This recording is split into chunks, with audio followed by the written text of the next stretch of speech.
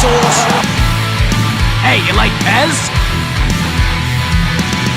It looks like that. Here's Heaney from the boundary line. He's an expert at these. From the boundary line!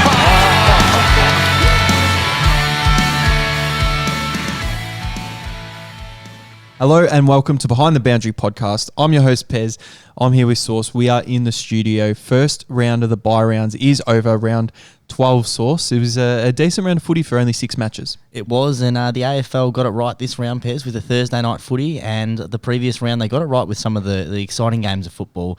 When you got a bye round, Pez, only 4 or 5 games, you got to make sure you maximise the enjoyment. And geez, we had some great games of football. Starting things off on the Friday night with my team, the Cats, Pez. Yeah, the Cats. A lot of talk last week about the Bulldogs and the Cats. And the first quarter was absolutely unbelievable. 7 goals to the Cats, 7 goals 2 to be precise, to 1 goal 5 from the Bulldogs.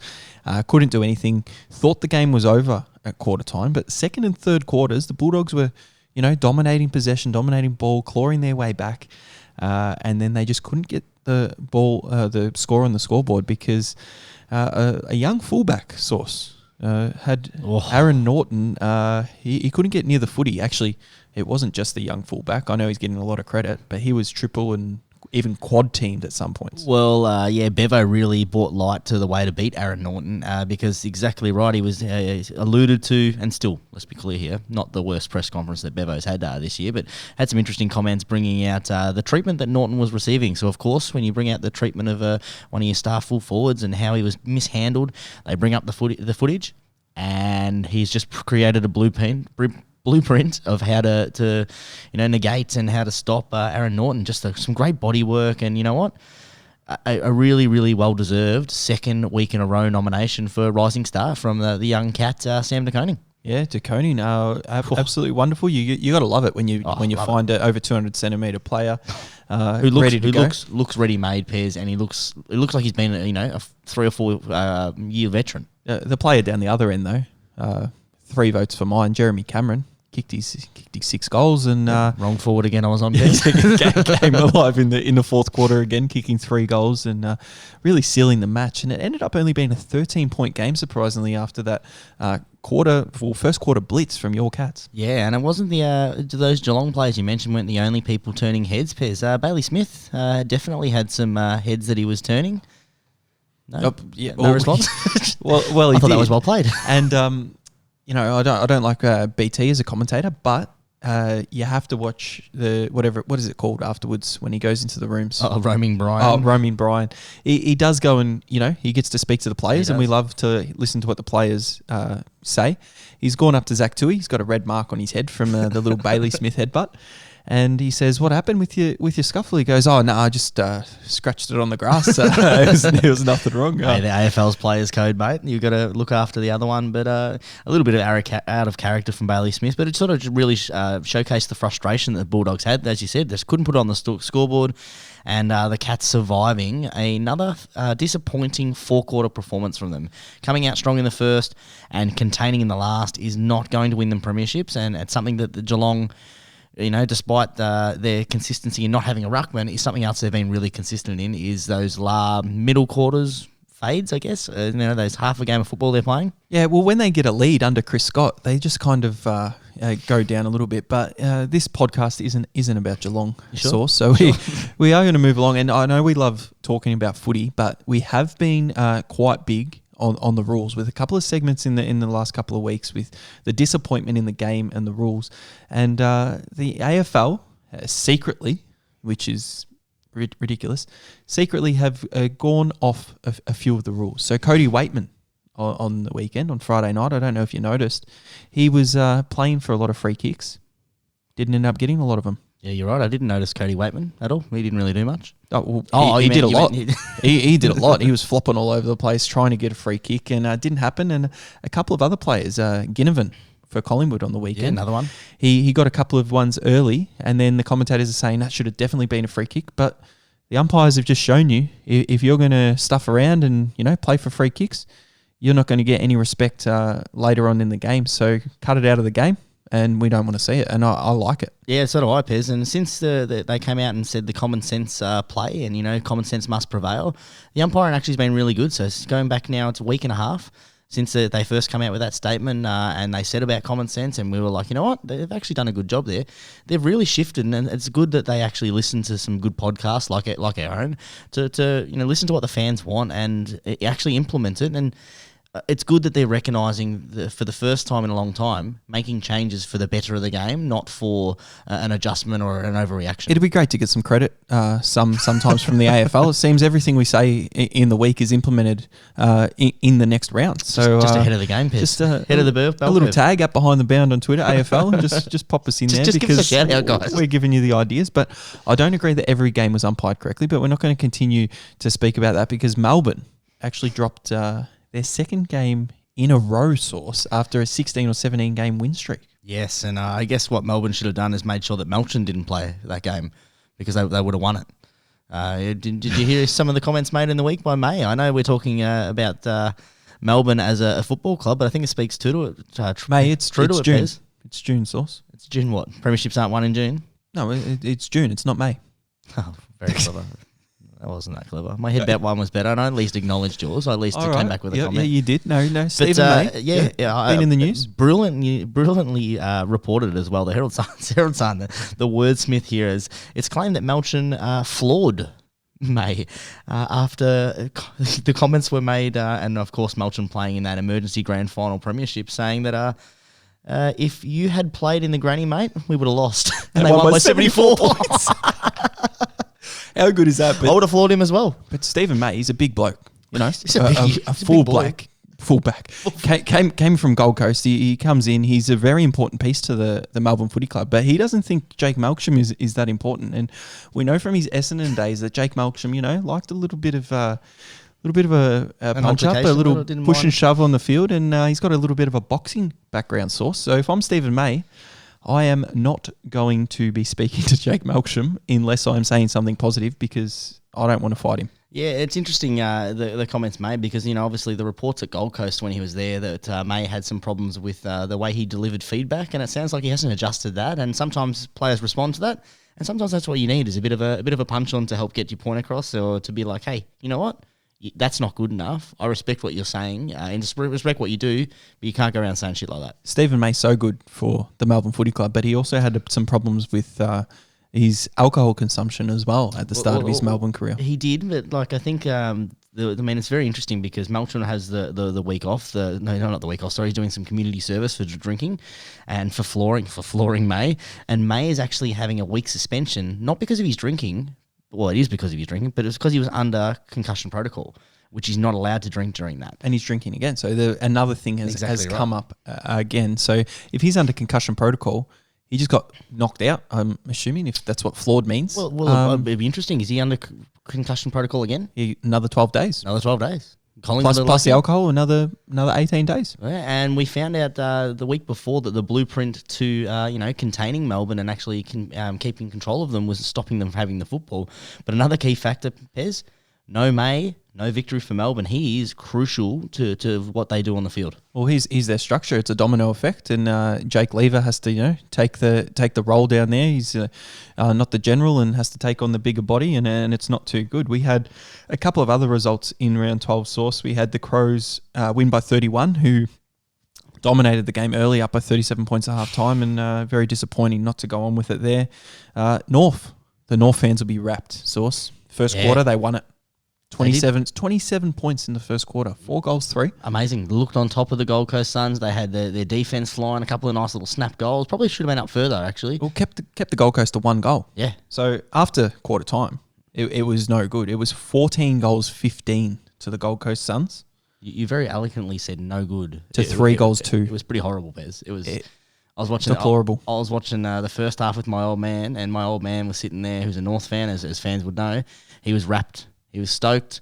And then the quarter time siren sound, and he goes, "Well, this can only get worse from here, can't it?" And oh my goodness, was he right? It got so much worse, and they just let it happen. But then we had another close game. Collingwood in control early. Hawthorn coming back, and Collingwood just holding on. The 4-point win in the end. A couple of set shots at the end. A couple of nervous moments, and ended up winning by 4. But the game I really want to speak about is Fremantle versus Brisbane. It was second versus third. It lived up to expectation. But if you're a Brisbane supporter, or if you were backing the Brisbane Lions, you would not have been happy with the second and third quarters, because I know they've called it the noise of affirmation sauce, but the umpiring in that second and third quarter was extremely biased in my eyes.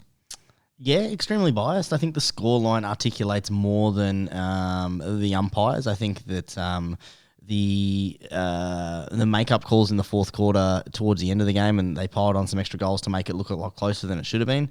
Fremantle were in control of this game, Pez, and I know the umpiring in this game seemed to favour the Dockers, which you're going to be expected with a home ground. Exactly right, but I think that it's not the story that we should be talking about in this game, Pez. It is Fremantle. They are the real deal. That's some big victories after a disappointing game against who do they play? Collingwood. Really disappointing in terrible weather.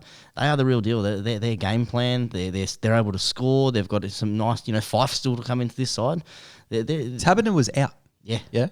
After Taberner goes out, Fife hadn't come back in yet. You're thinking, how are Fremantle going to win this game?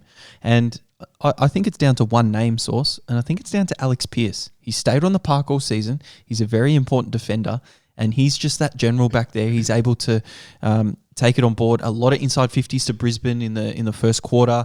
At the start of the second quarter, Brisbane were on top for a lot of the game. They just couldn't score. They couldn't get the score on the board, and that's because of Fremantle's defence. They went the other way.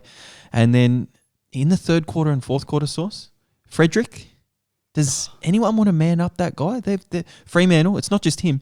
They had so much space on the wing, and they just got the ball out to the wing, and Fremantle aren't known for the attacking side. The last 2 seasons, they've been defence, and they get the ball out there, and they run, and they kick goals on the run from 50, 45, 40 metres out, and they just look really good when they do that. And that's what it is, Pez, is their key defenders, McDonald and the other blokes back there have been really crucial in their rise to the top of the ladder, or top 4 status this year. But it's their role players which are the real talking point. Bailey Banfield kicked 4 on the weekend. Michael Frederick has kicked a goal in all bar 2 games and doesn't mind a little bit of a celebration there as well, Pez. But it's those sort of role players, and Will Brodie. Really underrated, probably one of the most underrated pickups this year from Freo. Picked up from Gold Coast. He's been amazing for them. He wasn't picked up from Gold Coast. Yeah, he wasn't he? Given away. Oh, Gold Coast are paying him more than Fremantle paying him. But how does that happen? Incredible. Gold Coast have done that a few times with a few players. But that seems to be Fremantle's MO. Is they seem to be getting players that were no good at other clubs, or they were role players, and turning them into a system piece. And it's a really, really telling the way that they're rising. The last few years, Fremantle, they've lost Lockie Neal. Mm-hmm. They've lost Chera, who was one of their main midfielders last year. Top 3 in the Brayshaw's gone to another level. Yep. He's in, Brownlow medal Caleb contention Sarong, form. third-year player. Caleb Sarong goes in there. Nat Fife comes back in. Is he going to be the third ring midfield, and he's just going to stay up forward? How's he going to fit in? What's going to happen? Sean Darcy in the ruck. Rory Lobb has gone to another level with he struggled with his goal kicking in 2021. So he's come up, takes strong marks. He's kicking goals from outside 50 on set shots. He's looking absolutely amazing. Speaking of kicking goals from outside 50, Pez, tell you what, we mentioned a couple of those blokes. That was a very nice little celebration from outside 50. Michael Frederick doesn't mind a celebration himself. It's got to be a better one, doesn't it? Does anyone celebrate better than Papley? The little man from Sydney. We've mentioned it before. He loves a goal, doesn't he? He celebrates with fist pumps and jumping up in the air in the first quarter. Every limb is out shaken. He looked like a Kiwi All Black at one stage, humping and pumping, arms up in the air, tongue out, waving along. And it's not his fault. Gives it to the side. But he didn't deserve that free kick. Oh, who cares? At the end. Who cares? You just want him to kick us to the celebration, Pez. You love it. The umpire probably wanted to see the celebration there in the end, so that was really good. But round 12 comes to a close. There's only 6 of those teams now have a bye. And we've got 6 games coming up this week with Thursday night footy back. It's Wednesday night now, Thursday night footy tomorrow. So let's do what we do every week and get into a betting review. Soft review. It's no official review. How does it end? We don't know. They've kind of lost, but they've won as well. Here we are, Source. You look on Twitter, at Behind the Bound. So if you're not on Twitter, make an account, at Behind the Bound. Follow us on there. First buy round is complete and is unlikely tail, as said by the media manager. We've got an emoji. We've got Pez has got a crown there, still king. But Source, you've got the disguise on this week. What's going on here? The media manager needs to get sacked, Pez. Because, every time I have a winning round, someone here throws a bloody pot shot at me, and you reused my joke. I used that from a couple of weeks ago with the disguise to throw some shade at you, and you've used it back there, Pez. Don't like it. And you know what it is? It's the glasses representing the nerd in me, because I am all about the stats, and that's what I've been using. I've got my own little system, Pez. Do you want to hear it? Well, it's win. Well, let's green ticks all round, just win. Let's see how we did go. And we started with the Western Bulldogs Geelong, and I said it was going to be, around under 24.5, got up over 143. I doubled my money on the Friday night, so I did start off well, but I think you might have started off a little bit better. Yeah, as I said on the pod last week, free money. No, I didn't say that at all. I said, it was half-time, paid out. Half-time, it paid out. It was a 50-50 game, and when you've got $2 outsiders, you got to take it. Had the max bet on it, Pez. Boom, that saluted in the first half, as I said. The bigger thing for you on that game was my celebration at the pub, Pez. Was Geelong was one of your three teams in your multi at a juicy $2.10. Loving it. And it gets juicy this week. Just a little hot take for my Betslip, Pez. The Bontor Hawkins couldn't get the first 4 goals. Jeremy Cameron could have been one of the names in there. Hawkins had an opportunity to seal it and handballed it off and all around the body, and the guy missed it anyway. But that's his bread and butter. But a little bit disappointing. So I did lose $10 there, Pez, but it didn't matter. Didn't matter. No. We moved to the next game, Adelaide versus West Coast. I loved this opportunity. Adelaide minus 38.5. I put a couple of other things in there. Sitting there at halftime, thinking Adelaide could have been a little bit more in front, but they were 37 points up. So they had to literally win the last quarter by 2 points, or the last half by 2 points, and I would have got that bet up. I also put another live bet out, which was another max of Adelaide over 93.5 points. So total game points for Adelaide. And I'm laughing at halftime. I'm ready to cash out for $80, posted up to Twitter, and I thought, no, it's safe here. Adelaide are going to, cruise to over 100 points. Bang, bang. 2 losses. Adelaide only win by 31 points. $100, the 2 max bets or the 4 units out the window. Disappointing, Pez. Disappointing. And it's not what you want. It's something that you're right. It's that junk time rubbish where they come back and they make a meal of it, and they're not thinking of the punters. They're not thinking of the punters at all. Keep your foot down. It's a victory that Adelaide aren't going to have many for the year. They lost the half to West Coast Eagles. That's terrible. That's absolutely Bring terrible. your mouth guards to training. Oh, yeah. Jesus. Send May and Melksham up there to roll them up and get them going. But I had in that one a multi in the West Coast Eagles game. And as we spoke about, Pez was let down by North Melbourne playing 1 quarter of football for the whole year. Because I had Adelaide multied up with Gold Coast, both teams to go wire-to-wire wins. You've been laughing at 4:30 in the afternoon. Would have definitely been laughing, Pez. But you know what? I saw an opportunity in the Gold Coast game when they were down in that first quarter and they piled on the first 2 goals. And I checked at the live line, and it was sitting, Pez, at 20.5 when I actually looked at the live bet. And by the time I got through, it went up to 21.5, and I thought, this is free money. Put 50 on it, Pez. The max. The live bet there, saluted in that quarter, basically. It was all over Red Rover. The little live bet there. The amount of inside 50s that Gold Coast had, it was just inside 50 after inside 50. Absolutely ridiculous. It was terrible. Now, I had my total game points again. Gold Coast over 102.5 Source. And just made it. It was looking horrible. Just made it. They had 1 goal 4 in the first quarter, so they were sitting on 10. And I'm like, there's another max score, and it would have been 3 maxes in a row, but that doesn't happen too often. But they did salute 109 points in the end because North Melbourne just decided not to run. I don't even know what happened, but Pez, they kicked 3 goals from about 10 minutes to go in the first quarter for the rest of the game. Yeah. So 3 quarters and 10 minutes. They kicked 3 goals, 2. Yeah, it's not good. We don't condone that. We don't condone that from AFL clubs, and we don't love it here. So North, lift your game. Now, the next game was interesting. I didn't have a bet in this one, but you had your cheeky that you hated.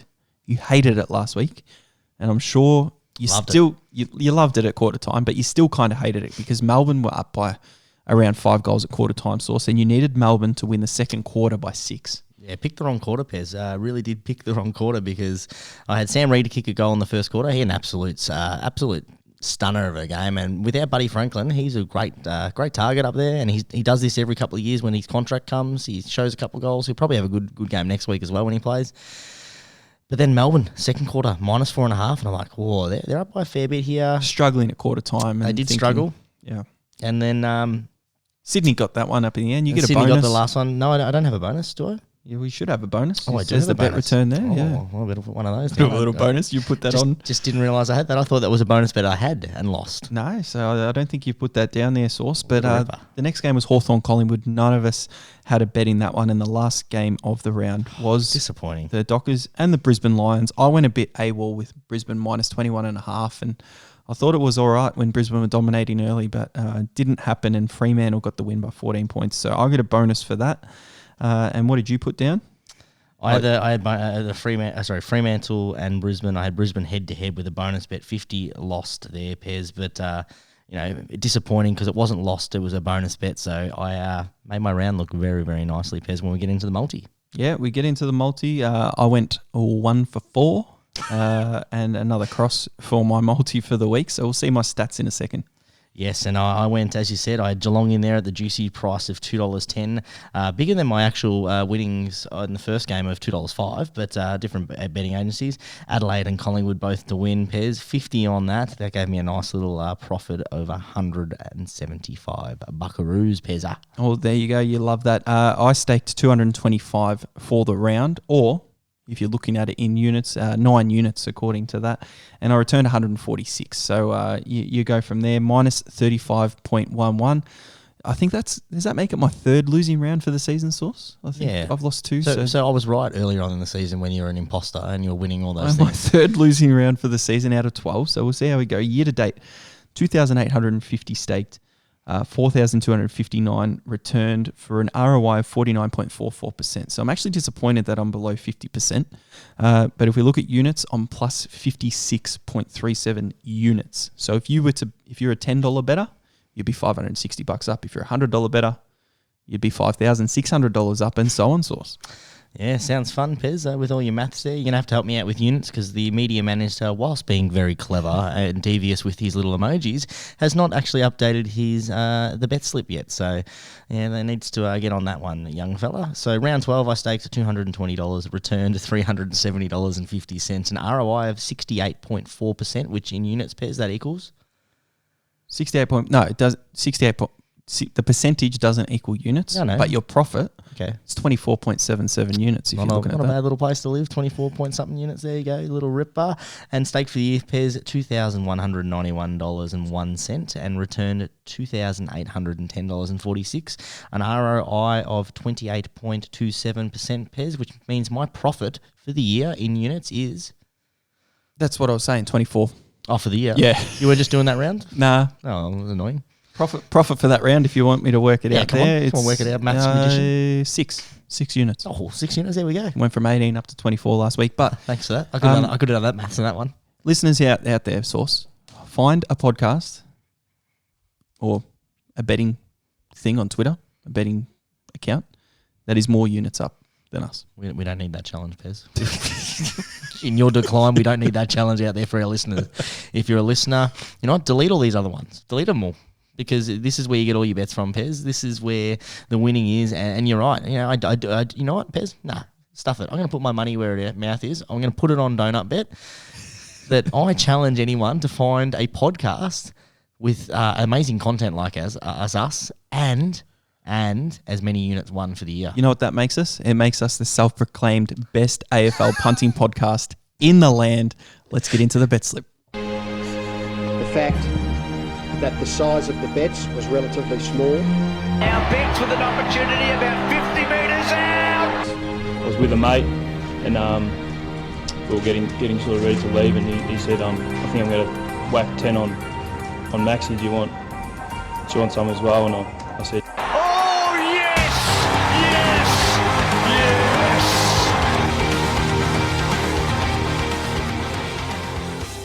Tell you what, Pez, if one of the things we are good at is the old fig jam, and I don't mind that at all, Pez. A little bit of a head wobble. One thing I don't mind in the head wobble is the media manager, whilst dropping the ball on some other things, has not let us down with the specials for round 13.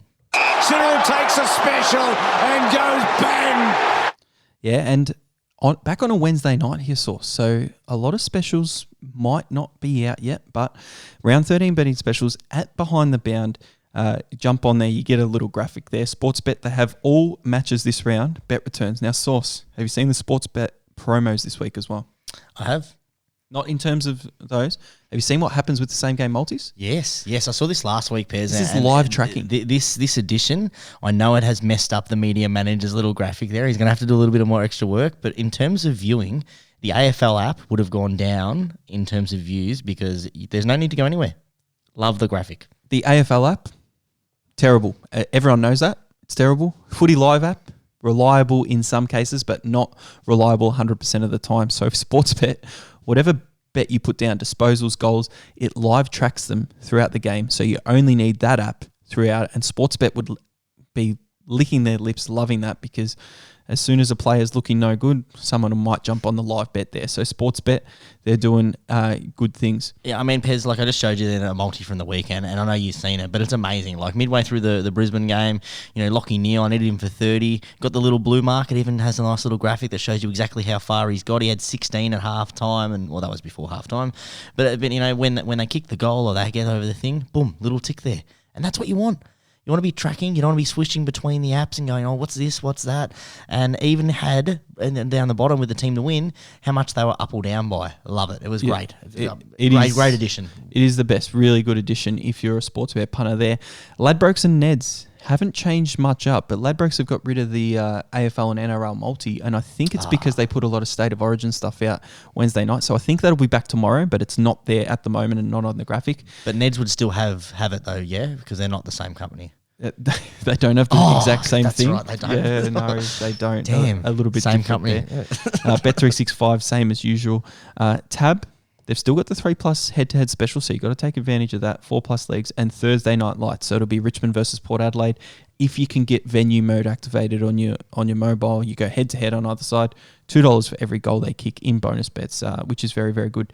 Now, on the graphic there, Source, Moneyball only have the same game multi offer, but in the comments on Twitter at Behind the Bound, Moneyball, just after we posted this, actually put some out. So Magpies versus Demons, Queen's birthday, DeGoey or Petrarca, 2+ goals. Max bet at $10, it's paying 4. So you put your 10 down, you get your 40 back if Petrarca can get 2 goals, or DeGoey can get 2 goals down the other end if you like that. Bombers versus Blues, Friday night footy, 2 metre Peter or Charlie Curnow, one of the first 4. So any of them kick one of the first 4. Max bet at $10, paying $4 as well. So if you like that, you can put that one on as well. Blue Bet have the usual. So we love the 12-point up at halftime special, the multi-bonus, the footy bonus, and the last one they've got there, I'll just have to zoom in a little bit, the old double tap. Ollie Wines and Jaden Short to combine for 60+ disposals, paying $3. Don't usually like this because they're not going to get much more than 60 if they do. All right, they're going to get 65 or so max. So $3 there, not for me.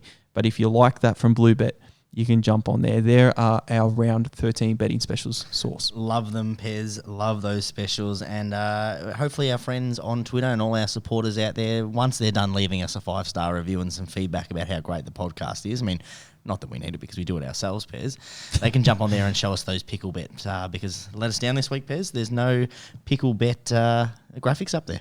No pickle bet graphics. But they did send me a message this week, though. Yeah. Well, we've got to give it to them. No pickle bet yet because they weren't expecting this to come out on the Wednesday night, but they might not have been aware that there was Thursday night footy this week. No, probably not, Pez. And I'll tell you what, very cheeky what the AFL has done, Pez. And I know that you're a little bit upset there with the State of Origin, Pez, with the Blues. 2 disallowed tries early in the game, and now will trail 4 to 16. Queensland dominated in the second half, Wow. 16-4. Wow. But AFL, very sneaky. This week they've got the Thursday night game, the Friday night game, Pez, the Saturday night game, a Sunday game, and a Monday game. And you know why they've gone the Thursday night game? Just so they don't have to put North Melbourne on TV. Only game on Sunday and not televised. live to free to air because they've got the Thursday, the Friday, the Saturday night, and the Monday. Very good there by Channel 7. Very good. Very, very good. But anyway, let's get into something that is very good, Pez, and that's my bet slip. So Richmond taking on Port Adelaide at the MCG. And I looked at the fixture, Pez, and I was very surprised. Richmond at the MCG, very surprised there. $1.48 favourites are the Tigers. Port Adelaide, $2.60 outsiders. The line in this one, Pez, minus 11.5, over 158.5. Pez, Tigers, they don't leave Melbourne very often for the rest of the season. Can they snag that top 8 berth that they were seeking so early in the season?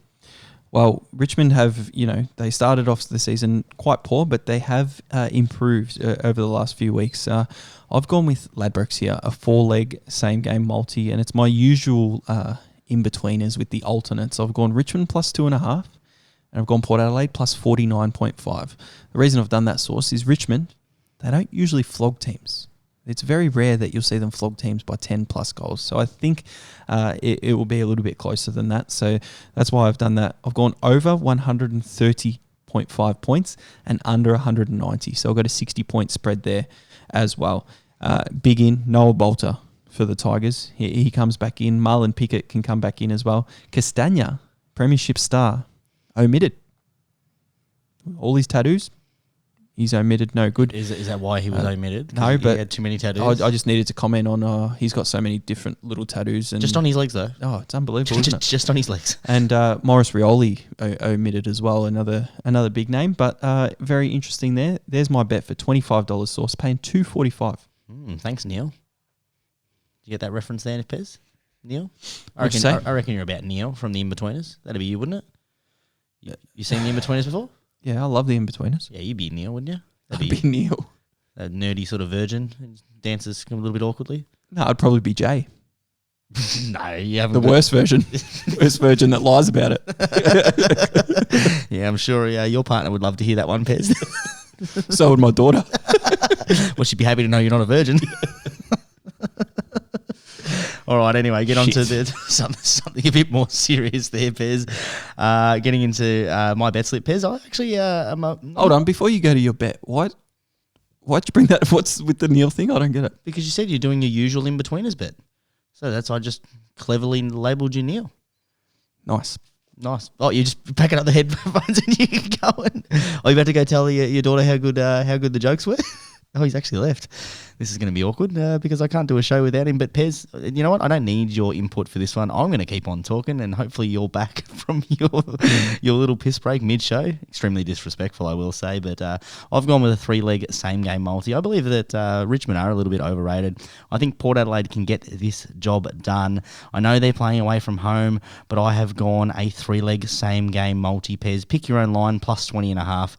Sam Powell-Pepper to get 15 or more disposals. He's done that in 11 of the games so far this year. And Travis Boak to get 20 or more disposals. That gives me odds, Pez, of $2.40, and I've put the max 50 bet on that one. Oh, just got the crickets there, Pez.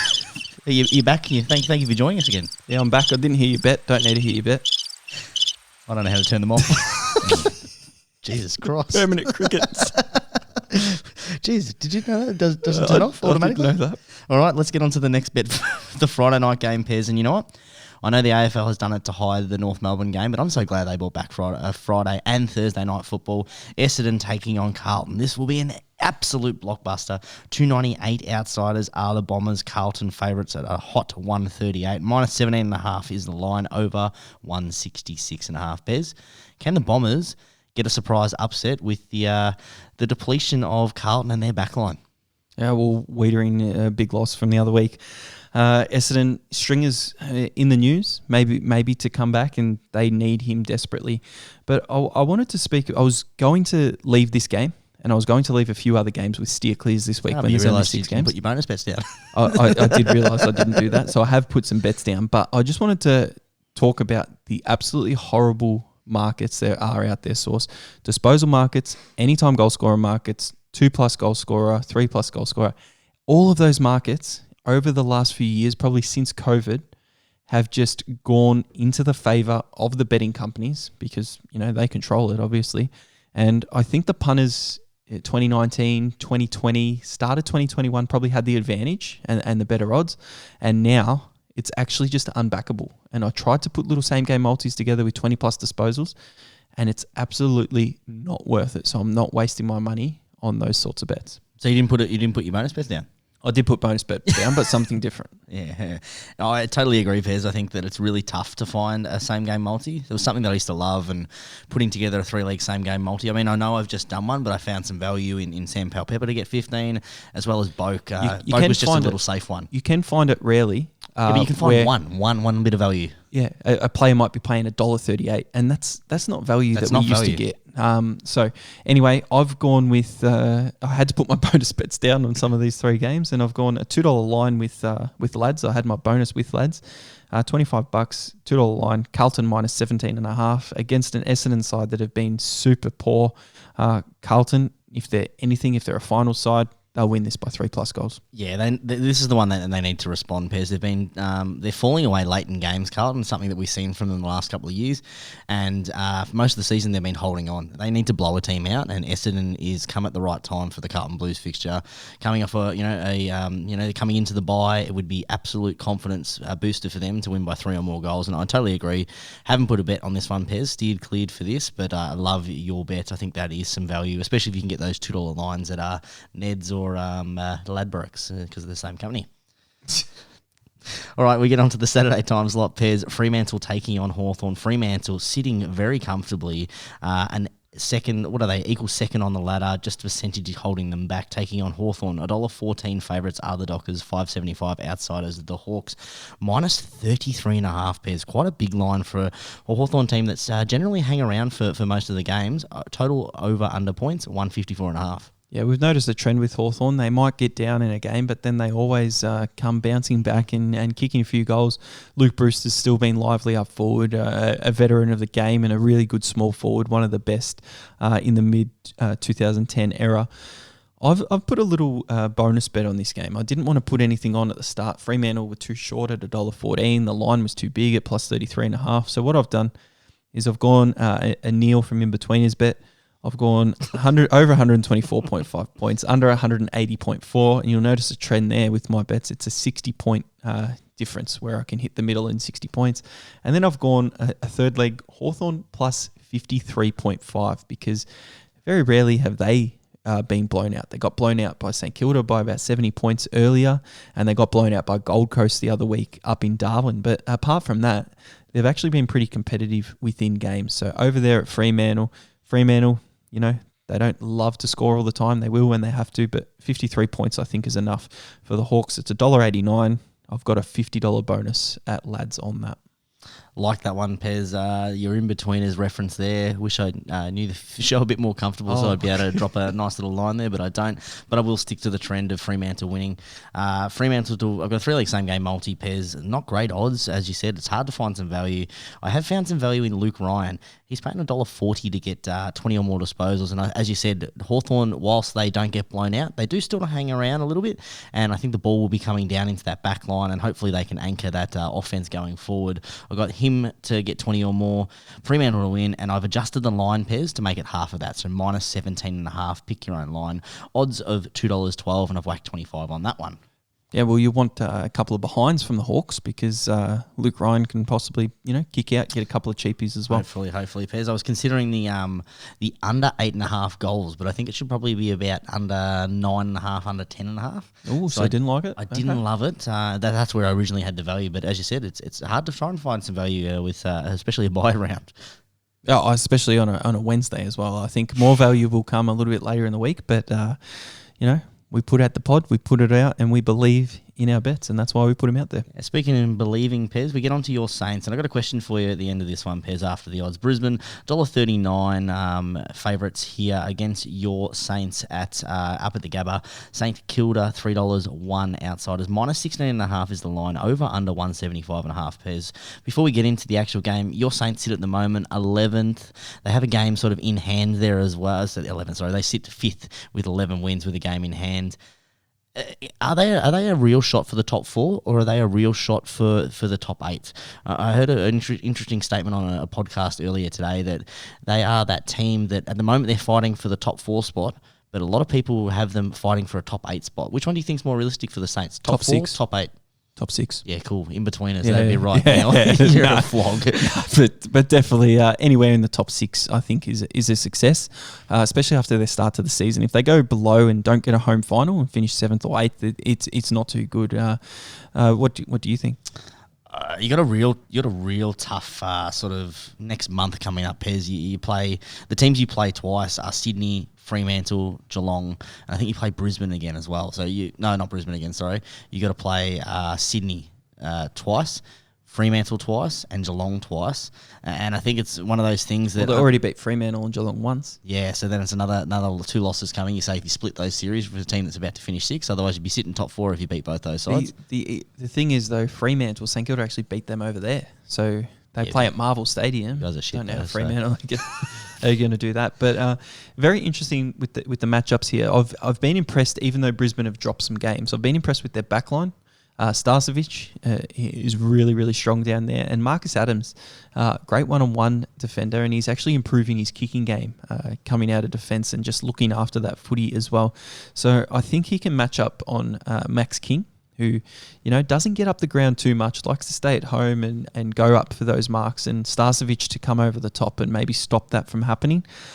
Because it is at the Gabba, Brisbane are keen to keep playing up there. I think Brisbane might get the win, and $1.40 would be pretty good value, I think. But I'm steering clear on this one, and didn't have any more bonuses to do, so my steer clear for the round. Yeah, totally agree, Pez. I think $1.40 at the home side, and both these teams sort of, Brisbane obviously, dropping last week against Fremantle, but otherwise been not overly impressive, but still getting the wins there. I think it's $1.40 is great value.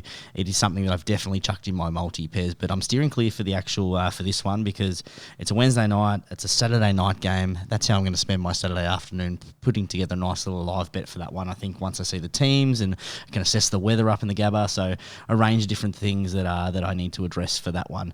All right, speaking on to the Sunday game that everyone has forgotten about, especially Channel 7, very strategically not having a game on that one. We have North Melbourne taking on GWS Giants. Pairs 5-10 outsiders are North Melbourne, and surprisingly $1.17 favourites, the Giants. I'm surprised that they're $1.17 after North Melbourne's deplorable sort of start to the last 4 seasons. Minus 34.5 is the line, Pairs. Again, I think that's quite low. Over under 170.5, Pez. Have the bookies got this right? $1.17 and a 34-point line.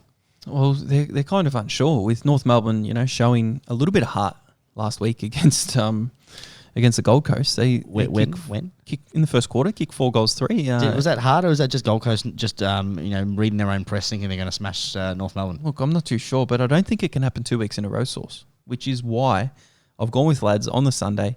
You can get your bonus here. I've gone the Giants to win the first quarter. I was having a look at the plus line for North. It's around 7.5 just for the first quarter, or minus 7.5 for Giants.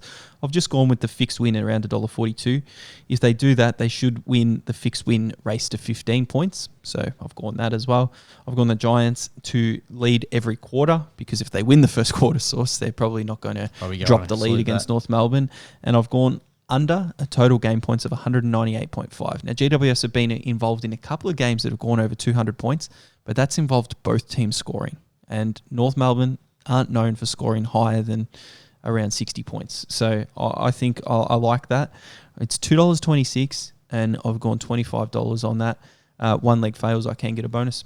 Yeah, I love that bet, Pez, especially because you talked about how well GWS can score. I'm really worried for North Melbourne in this one. I think new coach, they've only had the one win under the new coach, and they're trying to build an offense-first sort of brand of football, whilst they still have the sort of smarts of that defensive sort of pressure brand that they were previously applying.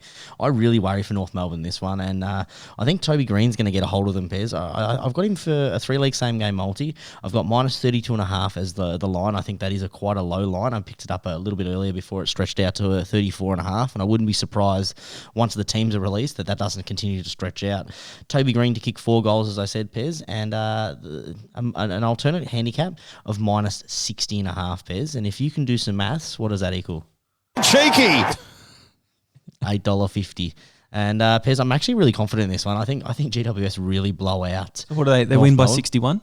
Win by 61, which I think is totally doable. And that gives 2 of your legs. That gives 2 of my legs, and then, if they're going to be kicking all those goals, Toby Green's going to get a hold of them. A small forward. North Melbourne struggled last week with the Gold Coast small forwards.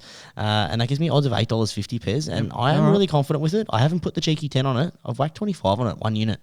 Well, you think, and there is that's a little bit cheeky as well. But we've got one game left, which is the Queen's Birthday Clash, the Big Freeze, which is fantastic every year. If you haven't picked up one of those beanies, you can order it online or new material this year, Pez. Pick it up from Bunnings. Nice and warm sauce. Yeah, it is nice. It looks a little bit more durable than the other sort of beanies. I mean, I've got 2 or 3 of yours, actually, that you keep leaving at my house when you've had too many VBs. Yeah, I like to wear those Big Freeze beanies around, but I was missing some from my collection, so I've just found out where they are. Yeah, I've got a couple of your stock, actually. I think I've got 2 or 3, so I don't need to buy them. I just need to get you drunk and steal them. I wonder what else I've got down there. Yeah, nothing else there, Pez. I actually had one of your shirts on earlier today, and I realised I was coming here, so I took it off. You prick, is it a nice shirt? Nah, it's not that nice. All right, Pez, do you know the lineup for the Big Freeze? Have they got the sliders ready to go? Yeah, I've got the lineup here. There is still a question mark over, the 10th slider. So there's someone, the teams aren't out yet, Pez. It's not Thursday night. Someone to be surprised, but it has been leaked of who it is. So Ash Barty, the tennis superstar, recently retired. She's not playing tennis anymore, so she's got to do something. So she can come and slide into the ice. What's she going to dress up as? Is she going to lean into the tennis, or you think she's going to lean into some sort of football element? She's wear a Richmond footy jumper. Big or Richmond something, fan, yeah. She'll probably do a re-roll. It was a big moment from Richmond. Maybe she'll do the flying doormat. It could be, or that's not get some Carlton, actually. Sorry, get some neck tats. Oh yeah, Dusty. there it is. Could be doing that. Rhonda Birchmore. Yeah, cool. Yep. Terry Danaher. Good one. Great addition. Andy Marr. Yep. They've gone away from the football players, haven't they? More media personalities now. Yeah. Well, Eddie Betts. Fantastic one. Coaching down at Geelong. He's got on a couple of ads. I saw him in an Adelaide Crows jersey jumping a fence. Such a personality. With the Google Chrome. You want a good follow, Pez? Jump to the Geelong Instagram, and he's on there all the time, and he's great. Working on Fox Footy as well. And imagine the young forwards at Geelong. They'd be loving having Eddie Betts around there. Stenger would love him, mate. Nice and Neats. David Neats. Yeah, nice. Former Melbourne football player. Got to have someone in there. Jakara Anthony. Beck Madden. Channel 9 used to do the footy show. Hamish Blake. Yeah. I don't know where Andy is, but Hamish is there. No, it's a Melbourne game, so I'll be watching. Hamish is a Melbourne fan, so that's why he's got the call up. Yep, there you go. And then you got the question mark. So who could it be? The Queen. Oh, the Queen. She's coming down. Celebrate her Jubilee going down a cold slide. Oh, I think it's Michael Jordan. Yep. The GOAT. Yeah, I think he's coming out there. Oh, well, they do have Damian Lillard. He's down.